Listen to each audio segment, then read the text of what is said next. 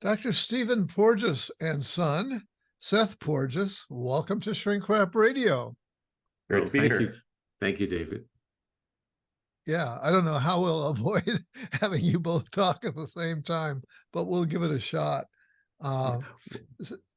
So we're going to be discussing your jointly authored book, Our Polyvagal World, How Safety and Trauma Changes. That's probably it. There's the whole book right there. What more is there to say? That's it. Just read the cover and keep on walking. That's all you need. So how did this book come about? I'm going do you want to go? Seth. No. Okay, I'll do it. I'll do it. Okay. No. So, my dad, who is the originator of the polyvagal theory, he'd written a couple books about, other people have written books about, but I think we both realized that just about everything written about polyvagal theory was impenetrable by the average person. It was either overly academic and opaque or written for a clinical audience. And our goal with this book was to write something that a normal person could understand, right? Okay. Just like get the information straight to the people in a way that was digestible. And so we started talking, and it just kind of turned out that, through accidental, as I say, dinner table osmosis, just spending time with my dad, I kind of picked up somewhat of an understanding of this stuff and kind of felt like, all right, if somebody's going to do it, it should be us. Let's just do this. Yeah, that's great. I would say, it's almost like a genetic unfolding, because I really don't understand where Seth got all the knowledge that he was able to translate. The other part of this journey is, I'm an academic, and academics have one major frustration, and that is they have ideas that they don't know how to communicate to the world. And so you can work in your lab, you can write your science papers. We're really skilled in making things opaque, not in terms of communicating with a person walking down the street. So I've always been really kind of frustrated with the barrier between the ideas and really the application in the real world. And fortunately, I have this brilliant son who's this great, communicator, and basically took the ideas, worked with me, and made it into a product that's very understandable. Yeah, Seth, maybe you can. I'll have your bio will be available on the site, but maybe you can say a few words for the people that are with us. How is it that you're a professional communicator? Oh boy. No, I've been a journalist for years, and I'm a filmmaker as well. So, I was a magazine editor and writer, mostly in science and technology. And I was editor at Popular Mechanics magazine for a number of years, a columnist for Bloomberg Business Week. And I'm a documentary filmmaker. I made the movie Class Action Park on formerly HBO Max, now Max. And I have a movie coming out soon on Netflix as well. Okay, I'll have to look for that one. You think it's on Max and be able to get it there? Yeah. Class Action Park. It's very different from this book. It's about an amusement park in New Jersey that was simultaneously the most fun place in the world, but also the most dangerous, and kind of about, I guess, why we as humans are drawn to such scenarios. Okay. And Steve, I have the impression that you're writing your book, even though it's most of it's scientifically oriented, has really brought about a revolution in terms of the way that we conceptualize trauma and potentially its treatment. Is that accurate? And if so, what was it like before? What changed due to your research and contribution? It's an interesting story, because I'm not a clinician. I was basically a laboratory scientist who uncovered a set of principles, basically constructed a theory based upon mostly my own research. And when I started to talk about it at meetings, I was being invited into meetings in which they were therapists. They were basically telling me this is the story that they needed to hear, that it explained how the body reacted to life threat, which was really the missing part in the world of trauma. We were very accustomed to thinking that the body under threat goes into fight flight, but under trauma and life threat, the body may just shut down and people may dissociate. And so people who experience these with basically dissociative shutting down experiences, when they went through that, They didn't have a narrative. They were being treated by the community, by the therapists, by the medical community, as if they had lost their mind, in the sense they didn't understand why the body was no longer there available to fight or flee. So they were accused of being having complicity in the event. Okay. And so Steve, Seth, maybe you can get us started here. Tell us about polyvagal theory. Yeah, we summarize polyvagal theory in one sentence very early in the book. We basically say, throw away the whole book. If you just want to walk away with your water cooler understanding of this, something you can tell somebody in an elevator, it's really simple.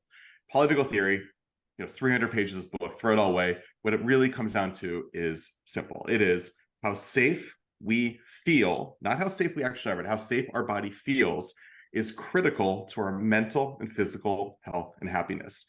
What that really means is our body's gauge of whether or not we are in a state of safety or state of threat or state of a life threat determines how basically everything in our body operates and whether our body pushes resources towards the systems of health, growth, restoration, and sociability, or towards the resources or towards immediate survival. And it can't do both at the same time.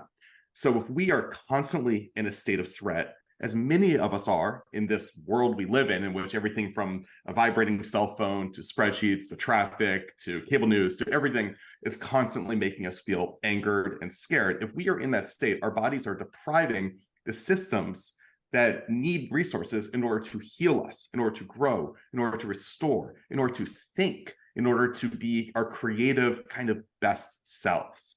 And so what we're basically saying is that how safe we feel matters. And it's an important distinction when we say how safe we feel, because the body really has no way of knowing how safe we actually are. Lightning can strike us at any moment. A truck can come down the highway and hit us at any moment. That's not what we're talking about. That is important, but it's not what we're talking about. What we're talking about is our body using the system Dr. Porges has coined neuroception, which is basically us scanning the world around us for signs of safety, signs of threat, using that information to transform our autonomic nervous system between different states, fight or flight, rest, relaxation, these different states. And in doing so, transform how virtually every system, organ, sensory experience in our body operates and what that does to our body. That's what polyvagal theory is about. Yeah, thank you. I can remember earlier interviews with other people, with clinicians mostly, some of whom maintained that that we're all traumatized. And but essentially that's what you're saying as well, that are there different levels of trauma, sort of micro traumas, and does our system somehow distinguish between micro or not? Let me kind of step in, because this goes back to your original question: how did polyvagal theory change how we deal with concept of trauma, or in a sense chronic stress or mental health? It really said that our physiological state that we're in is really the most important point. So I call it the intervening variable between the external world and our responses to it is the physiological state we're in. And if we think about what mental health was before polyvagal theory, at least prevalent worldviews, it was intentionality. Top-down brain structures regulate behavior. And when you were, in a sense, dysregulate, you basically need to get a hold of yourself. Polyvagal theory talks a lot about lower brainstem structures as really providing foundational survival mechanisms. And when those systems get triggered into threat, they win. They control us. And we need to literally port signals of safety into the nervous system. And what Seth was talking really about was social nourishment. This notion of signals of safety through social interactions can downregulate those threat reactions. Yeah. So, yeah. but What he's talking. yeah. Go on. Actually, I'm just going to finish this one. The part is that we are a traumatized species, but the emphasis has been in the world of trauma on the event and not on the body's response. And what polyvagal theory, it shifts the orientation. So a lot of people talk about ACE scores, adverse childhood experiences. They're very important, but some people walk through fire literally, and their nervous system can literally cope with lots of disruptions. And other people, if they're embarrassed publicly, their body totally gets retuned and they experience it like life trauma, a life threat. So we have to be respectful of individual differences and even how we respond in different days and different times of the year to challenges. So polyvagal theory puts that physiological state in the middle. It makes it important, and it changes how a therapist works with their client and how people work with each other or interact with each other. They start looking at the behavioral and, I would say, almost physiological cues, the intonation of voice, facial expressivity, because the intonation of voice, the muscle tension that's being expressed, these are literally, we're broadcasting our physiological state to the other. And when a therapist or any person, like a parent, starts to attend to these features, suddenly the world becomes much more understandable. And what Seth is really also saying, once we become sensitive to our own internal bodily feelings, and we have a degree of self-compassion and respect for those physiological responses, no longer are we embarrassed by these feelings of disruption. We understand that the signals in our environment have triggered our biology to move us into a state of threat. It's Yeah, interesting. Go ahead. Yeah, and I think he said something that's really, really important. I just want to make sure it kind of registers there. There's been a lot of attention paid to, obviously the vagus is very important to the story of polyvagal theory. It's right there in the name, polyvagal. There's been a lot of attention paid to the vagus nerve on social media, in the clinical world, as this idea that like you can stimulate the vagus and heal from that. And there is truth to that, but people kind of approach it from the wrong angle. They approach it as if it's something to hack, as if you do this one trick, pour cold water in your face, do something like that, and to stimulate your vagus and heal. What polyvagal theory really emphasizes is that the best, simplest, most natural, most expansive way of stimulating the vagus, and in doing so, making our bodies feel safe, is safe social interaction. By just having a conversation with somebody who makes you feel safe, your body will feel safer, and in doing so, enter a state where it's primed for healing. To feel safe is to have your body in a state where it'll be more open to basically any clinical, therapeutic, medical intervention you can imagine. So therapy, medical interventions, surgery, all of these things, you're going to have a better outcome if the patient feels safe. And this is something that the clinical world really wasn't paying attention to until somewhat recently. And this goes down to things like, what are the lights or the sounds in an office or a hospital? What are those like? What are the lights or sounds in a school like? Like, what does the physical environment do to our bodies? And polyvagal theory understands that these things transform how we feel. Different sound frequencies, different types of lighting change how our bodies feel, make us more primed, better able to be just more open to interventions, more open to therapy, more open to feeling better. And I would say this is a big part of what talk therapy is really good at. It is a safe, in theory, a safe social interaction. Right.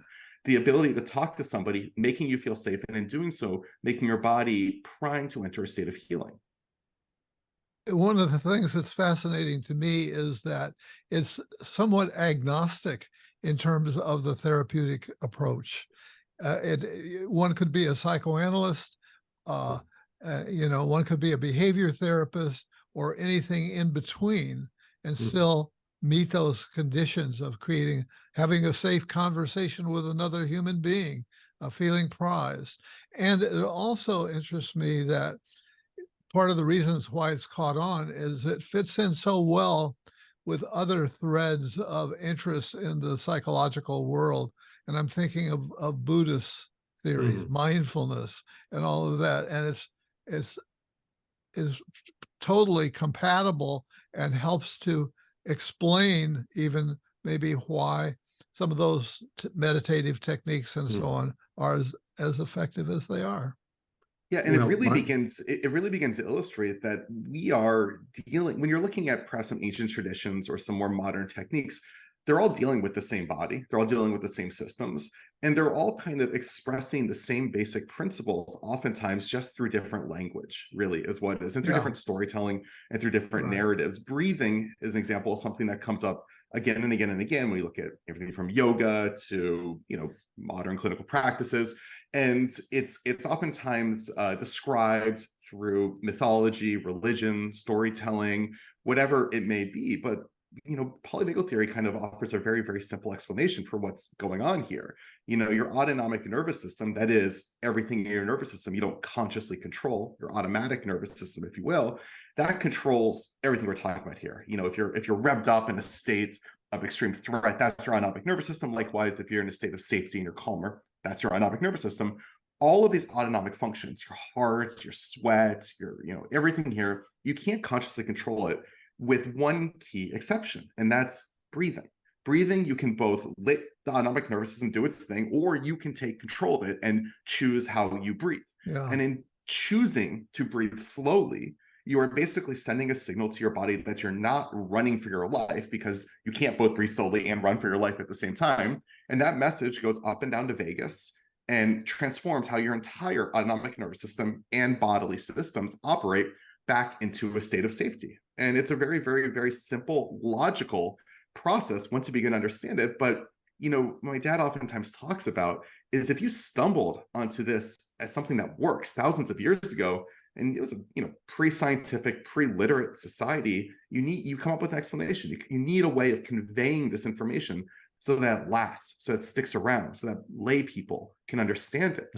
And I think that, once you begin to see things like that, you begin to see these patterns and these systems that appear throughout time, throughout traditions, and throughout medicine, all dealing with the same basic systems here. Yeah.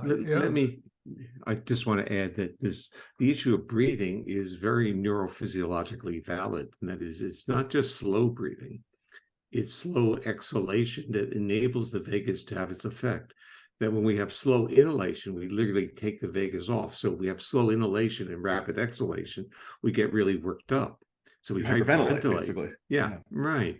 So it's, and again, in our culture, what do we say when someone is kind of like overly activated? We say, take a deep breath, but we forget the last part of the sentence, take a deep breath and exhale slowly.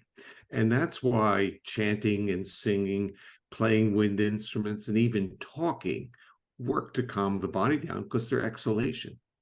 Another fascinating thing is it's transracial, transcultural, because a lot of the issues that we're struggling with in our society is, oh, well, psychotherapy is for white people only, and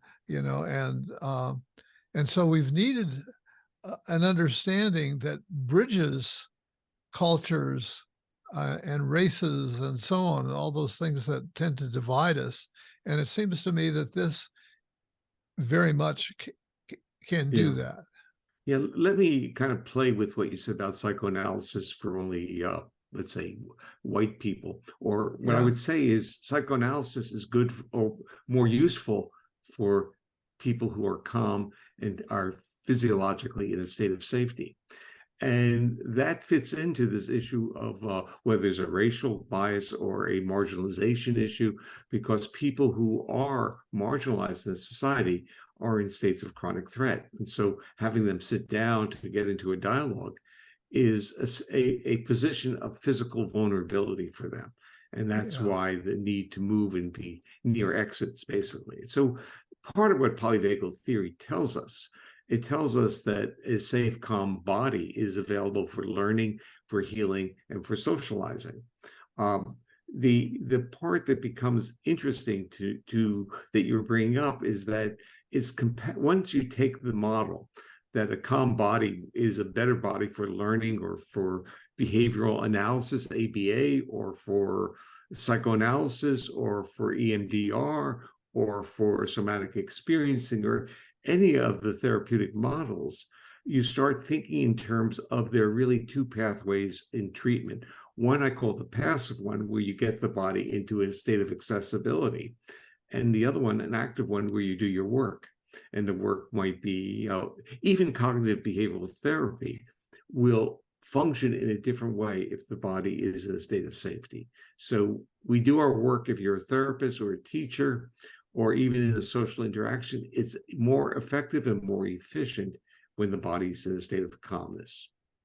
Yeah, and in terms of, whether it's racial or gender minorities or any sort of group that is marginalized or persecuted to some degree, what polyvagal theory really does is it offers an explanation for what that does to you. To be marginalized, be persecuted, is to feel unsafe, way more than otherwise would be the Yeah. case. And that has a real impact on your health. There's a real impact on your ability to succeed in school, to focus, to do all sorts of things. And if you yourself come from a place of safety, it can be very difficult to understand that.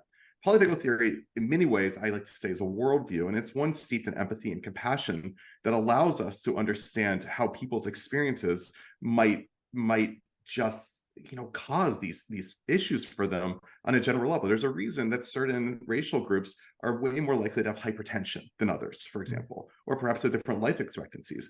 To feel unsafe is to have a body that's under threat and have health that consequently suffers. It also speaks to the question of whether or not you need to have a therapist who is, quotes, more or less the same as you, who has, does a gay person need a gay therapist? Does a African-American person need an African-American therapist? And that's sort of gone back and forth. But to me, what we're learning from polyvagal theory is that feeling safe and feeling understood is really important, because if you feel understood, then you start to feel safe. And there's probably, a good case that can be made that for many people, many situations, if I'm gay, I may feel like, I want to talk to somebody who understands me, understands what I've been up against all my life, and what it's like to have people judging me all the time and all of that. So I can really understand that. I'm not saying that it can't also work with somebody who's not from the same group, particularly if that person has extraordinary abilities to communicate understanding, compassion. Yeah, I would kind of make this other statement that our society doesn't do well with teaching us to be a good witness of others and being present with another, to listen to another. And those are really the strategies of enabling someone else to feel safe in your presence. Our society is so much focused on fixing that which is defective. And when we get into that mode, we're evaluative. Signals of evaluation are interpreted as signals of threat. Think about taking an exam in school. How does your body feel when you try to get the grades, see what the grades are? What if you take a blood test, you go to your physicians and you're waiting for the test results?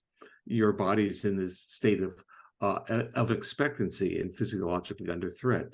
So when we talk about calming the body, we're talking about giving up the hypervigilance, the surveillance system of threat.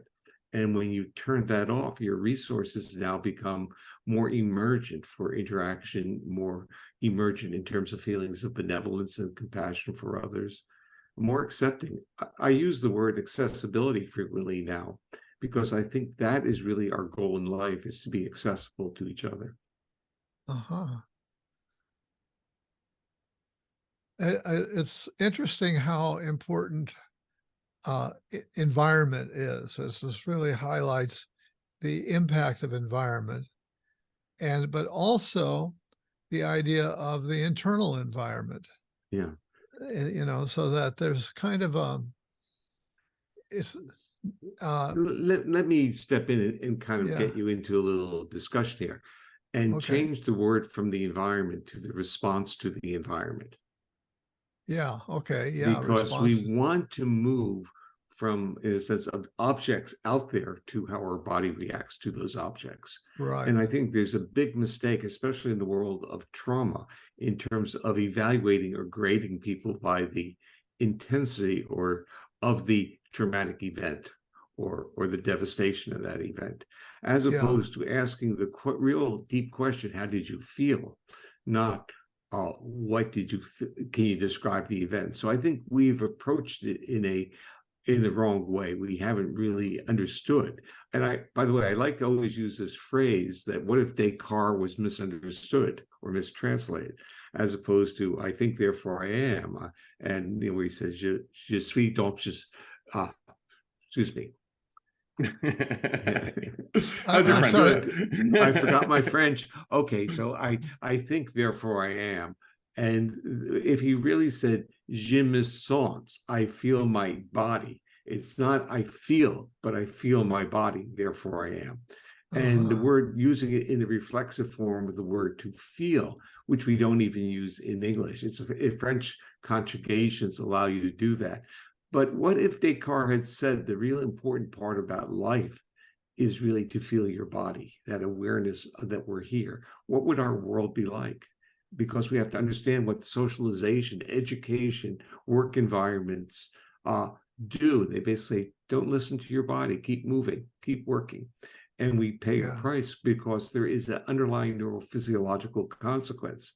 Numbing to your body is turning off the internal feedback loops that support your homeostatic function. So in a sense, we're damaging how our body regulates itself. And we get called this stress-related disorders, but it's very predictable. Put the body into a state of chronic threat. The body will work well for long periods of time, but it's going to pay a price. Yeah. Take us through the, if you will, Seth, through the polyvagal system, because one of the fascinating things is that it seems to be connected to so many places in our body.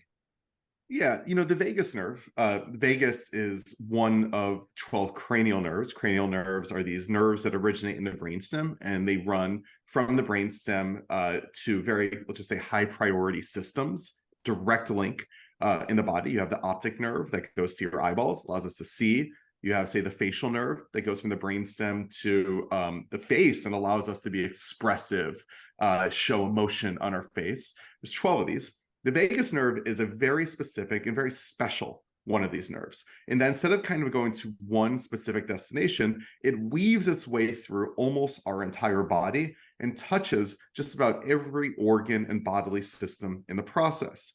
In doing so, it allows all of these organs and bodily systems to act in concert, to act together, so that if we feel threatened into a state of, say, fight or flight, it's not like our heart is doing one thing and our sweat glands are doing another and our lungs are doing another. They all act together into this cohesive fight or flight system. Likewise, when we feel safe, the signal of safety, the vagus nerve uses that signal, travels up and down our body, and transforms all these organs and bodily systems into a state of safety. So the vagus nerve is what gives us an autonomic nervous system, what gives us this cohesive system that all takes on these autonomic states, sort of, we call them basically autopilot software programs for our body that transform based on how safe or threatened we feel. So there's almost no part of our body that is untouched by this. What's interesting, though, is once you begin to realize just specifically what happens to all of these systems in your body based on whether or not you feel safe or unsafe. And some of these things are logical, some of these we know, but many of them I think are surprising, right? Like we've all heard of fight or flight. We all understand, okay, maybe I'll have, somewhat of a different pain tolerance or adrenaline or energy or heart rate or whatever it might be when I feel threatened.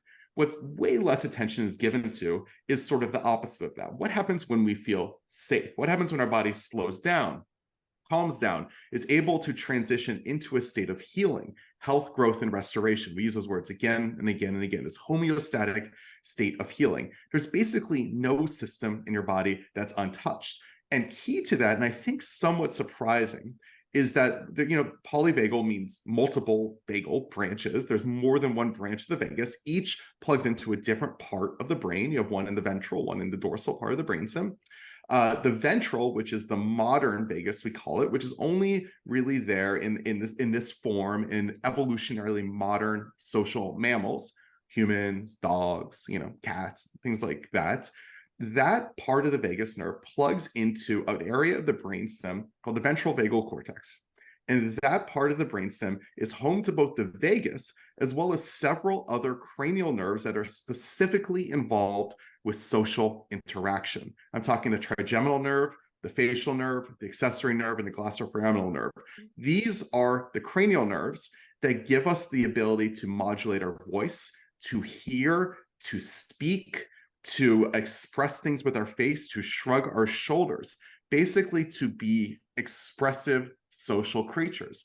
And those nerves are tied to the part of the vagus nerve that is associated with feeling safe.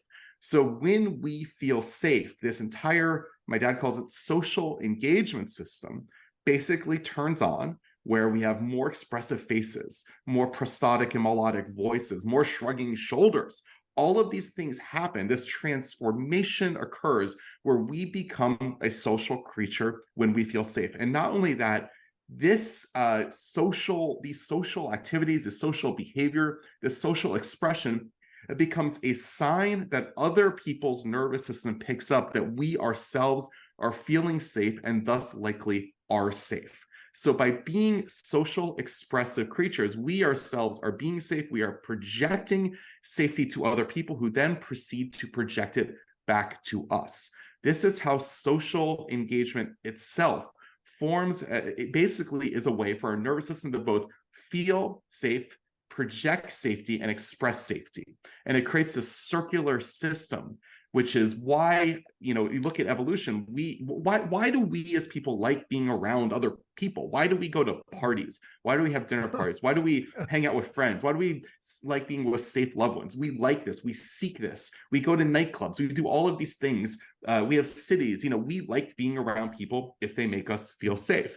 This is what is happening. It's this invisible dance that occurs through the social engagement system where you're both feeling, expressing, and receiving other people's signals of safety. And in doing so, allowing ourselves and the people we are with to downregulate their nervous system and their bodies away from a state of aggression and threat into one of safety so that their body can feel safe enough to put resources towards long-term health, growth, and restoration as opposed to immediate survival. And that is so, so important. And so I think, we all were raised in a world in which things like parties and hang out with friends kind of viewed as frivolous or optional. And what polyvagal theory basically says is this is important. This matters. Being around people who we like, who make us feel safe, should be a top priority for us. It's something that basically allows us to think better, heal better, feel better, all of these things that we value as people. This starts changing the priority of play. So play is literally movement with social interaction, and it becomes now obligatory as opposed to optional. I want to add one little part to the story, and that is this whole circuit of this ventral vagal complex is really the circuit of suck, swallow, breathe, and vocalize. It's our nursing circuit. It's what distinguishes mammals from their extinct ancient reptilian relatives. It's that transition that occurred 220 million years ago. So even the earliest mammals could nurse. And what that meant was they had this ventral vagal circuit.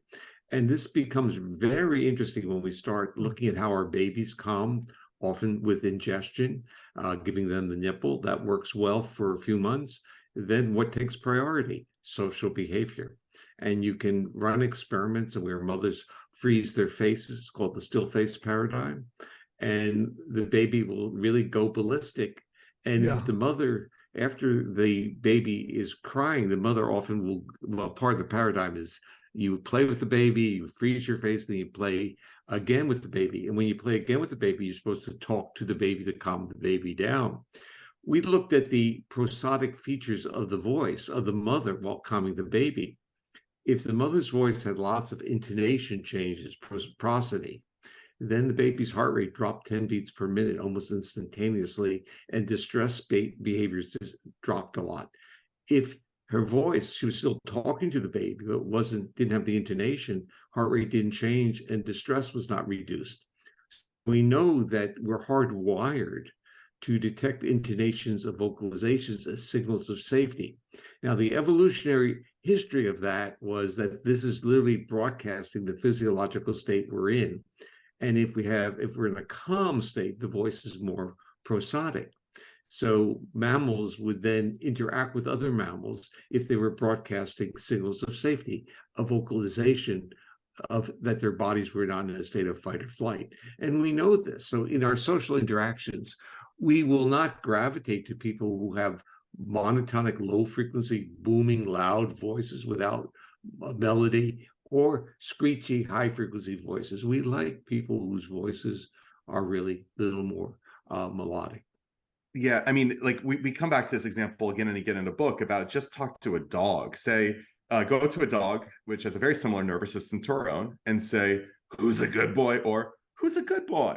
The dog will react very, very differently based on just how prosodic your voice is. If you say, who's a good boy? Its tail might wag. If you use a rough, low frequency, monotone voice, you're going to scare the dog. Same thing goes for infants, right? They don't understand the words you're saying, but they understand what you're saying based on the intonation. This is hardwired into our mammalian anatomy, the ability to pick up a sign of safety or threat based on vocal prosody. It is so hugely important. And again, our ability to speak prosodically and also to hear prosodic vocalizations is turned on when we feel safe and turned off when we feel threatened. When we feel threatened, everything around us is kind of run through the filter of, is this a threat, right? The world seems to be a scary place when we are already scared. The world seems to be a safer place when we already feel safe. Yeah. So David, yeah. I was going to Go ahead. Have you ever been accused of being angry at another person when you weren't? Yeah. Yeah. Well, the issue is, I would say that at times when our face goes flat, when we're like being challenged and we don't quite understand what's going on, the person who may be, in a sense, very vulnerable will think that we're angry at them. So our flat facial features, which are really where we just don't know what's going on, we're curious, we're looking at it with open eyes, literally, may be misinterpreted. So I call this concepts, or when someone, let's say you're engaging someone and you say hello to that person, the person turns their head away and walks by. What's the visceral feeling your body has? I call that biological rudeness. So since our body knows that it's a signal of threat to us, although the person walking by us may just be daydreaming at that moment, there may be no intentional slight being made. Yeah, I feel disadvantaged as a male because I think I lack a lot of that what you call prosodic dimension, and so I think a lot of times I could be misread because my relaxed face, my wife brings this home to me. She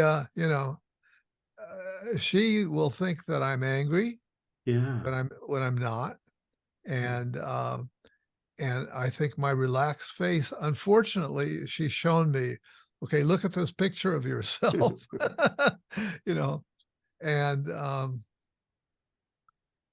yeah. So I think in a way that some of that is a cultural issue of how, as males, we are many of us males have been conditioned by society coming up when I came up, and something to do with that period of time as well. Yeah, I think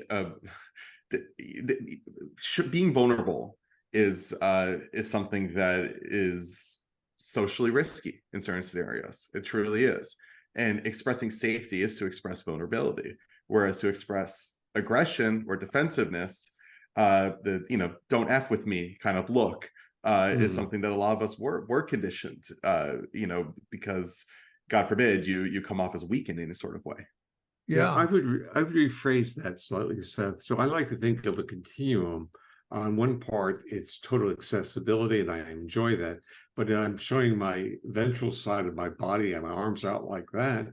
And I would ask a person, when you see this posture, and if you're going to that, do you feel like you're making yourself accessible, or do you feel vulnerable? So the physiological positioning of the body, in a sense, relaxing, for especially people who have trauma histories, they feel vulnerable once their body kind of like relaxes for a moment and they catch it. through their interoception, the feelings in their body, and actually have degrees of anxiety to get out of those social settings. So their nervous system may pick up cues of safety and they become like this, but then their interpretation says, got to get out of here. Yeah. The Yeah. the pandemic, the period of when we were engaging in a lot of social isolation, and I think I'm not alone in this, but I found it hard once the pandemic was supposedly over, and I'm not convinced that it is over, and so it's probably part of my issue. I've had to kick myself in the pants to try to get social again. It's like, David, I would agree with you. It was a price to pay because we were, the price was being paid because the pathogen, COVID-19, was dangerous. And now it was being associated that people were now dangerous. And now to get that after 2.5 years of your body reacting to other as if they're dangerous, our nervous system got retuned. And so I find being in social settings exhausting, giving talks exhausting, and my characterization, my self image of my behavior has been this: I'm a social guy, but I'm now a social guy that has to be, I have to withdraw. But the yeah, issue is, part of what the theory is trying to say is your body's telling you stuff. So I'm listening to my body and trying to titrate the sociality. I like it, but I don't like too much of it now. yeah, yeah. I was surprised to, in one of the chapters in the book at the end is about prisons, and that played a part. It's explained in the book that, Steve, you were I was a prison guard. you were a prison guard. Wow. Yeah. So Yeah, you learned a lot in that I situation. learned the culture. It was remarkable. It was after my first year in graduate school. And I basically came home, and my father, who had been in adult education, knew people in the prison, and the warden gave me a job. And my father thought I'd be a clerk or something, but the guy looked at me, gave me a hat, and basically locked me in the prison with the felons to begin Oh with. my And goodness. Yeah. so I went through an internship. It was like learning that culture. Yeah. It was very interesting, very interesting. Very peer group oriented, very posturing. It was quite a remarkable exercise, and it showed me really that the context that you're in can affect your behavior. So my language started to change from the behavior of being in the prison, and so when I would go out later and like play volleyball or something, words would come out that would never come out of me before. Yeah, I'll bet. Wow. What about reading that chapter made me wonder about, have you looked, there was a TV special, I think, about prisons in Scandinavia where people, there's seemingly a lot less stigma, and they have a lot more freedom and so on.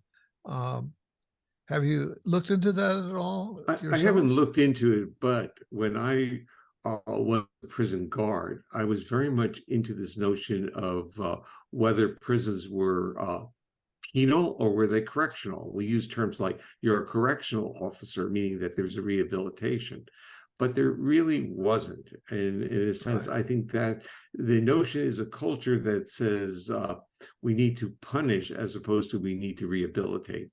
And I learned very quickly what that community was about. But I think we have to approach this very differently. The other part, of course, being an academic for so many years, is the realization that incarceration costs a lot per inmate. And it costs more than like a college degree in a major university. So we need to understand where we're investing our money and what we're doing within our societies, and not be so punitive. Yeah, prisons are, polyvagal theory posits that we as people will be more susceptible to health growth, restoration when we feel safe. it's hard to imagine a place that'll make somebody feel less safe than a prison. You know, there's folks, you know, just the noises, the sounds, the monitoring, the being around violence, all of these things, you have to be on guard. And it's hard to imagine somebody like a normal, peaceful person going into prison for a couple of years is going to come out hard. You know, they're going to come out probably more aggressive, probably more frightened, probably more steely-eyed, right? And if our goal is to rehabilitate people, if our goal is to reach people therapeutically, we need to think about ways of making them feel safe. And when you start talking about things like solitary confinement in particular, which perhaps there is a time and place for, but the way it's often used is, as opposed to the last case line of defense, a first, you know, a default option often. People are thrown there for weeks or months at a time.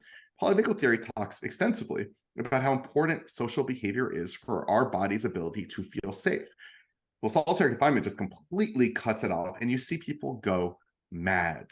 You see people go mad, right? Yes. It is cruel, it is unusual, but more importantly, it just kind of makes once you kind of do that to somebody, you're gonna have to do it again and again and again and again, because they're just going to become more aggressive as opposed to less. Yeah. Okay, so we did research, Seth's mom and I, and this Sue Carter with her oxytocin research, with her prairie voles, put them into isolation. And autonomically, they change. They become physiologically more locked into a state of fight flight. They lose their vagal regulation. So they get retuned. And of course, with that comes different behaviors come out of that. But the prison is a strange place that it's very, to me, it's very hard, because if I go back to the 1960s, I remember there was a lot of interest in basically socializing the society, increasing. I remember taking a course in sociology where they talked about reducing the workday to like 3 days, and that would be the future, and therefore we would need to develop a more sophisticated way of leisure time. And in a sense, work days are longer for most people now than they were in the mid 60s. So we have not, in a sense, fed our needs for sociality, for relaxation and play, because we have thought of play and relaxation as competing with productivity. Right. And so we reward people who are, in a sense, obsessed with working. Yeah. Well, we live in a very strange and stressful time, right? We live in a time of wars and rumors of wars and rumors of the extinction of our planet. And what is your recommendation for survival in this environment? I'll start, and then I'll give it to the next generation. I think as a species, we are great at problem solving if and only if we feel safe enough with each other. So what we're doing is literally compromising our ability to solve the difficult problems of our day by creating environments and contexts that put everyone's body into a state of chronic threat, whether that's through cable news or social media or the workplace, or the dialogue about climate, about war. Remember, I grew up in the 50s and 60s, and what was going on then, it was the Cold War. And I felt a great relief in realizing that, okay, I will give you my quick story. When I was traveling through Europe, and then I went to Israel in the summer of 1964, and I went to Jerusalem, which was a partitioned city then. And I was against the wall for the partition, and I looked upward, and it was the Royal Jordanian Guard with a machine gun pointed at me. And my body said to me, I can deal with that. It's concrete. It's real. But I had great difficulty dealing with the issue whenever a plane flew over. Was it the Soviets going to bomb us? And you may recall, David, you grew up with the same experiences. Yeah, I did. We had drills where we got under our desk, right? Yeah. As if that was going to get us through an atomic bomb. Right. Yeah. That's exactly. But it was the culture that was supporting that chronic state of fear. And for many of us, we never thought at that time we'd be adults like we are now, living a full life. Right. Right. Yeah. All right. Here's what I got to say about this. I think once you begin to really understand polyvagal theory, you realize that it's not just that the world is a threatening, scary, anger-inducing place. It's that the world is optimized to be that. It's almost engineered to be that. Social media, for example, we have algorithms that monitor what types of content people pay attention to, what keeps them staring at their screen longer, and you just see more and more and more of that. Well, the same things that, we are more likely to stare at things when we feel threatened, right? Even like market research firms will use galvanic skin response, GSR, as a way of measuring engagement. GSR is a measurement of sympathetic activity. It's a measure literally of how threatened we feel. There is no distinction made between what, marketing companies call engagement and what we're calling threat. From a bodily perspective, it's oftentimes the same thing, right? And so if you have a social media system that is driven by an algorithm that is hyper-focused on increasing engagement, or a TV network that's hyper-focused on increasing ratings, it's naturally just going to become more and more and more of this. It's going to be optimized to make us feel more threatened and thus more engaged.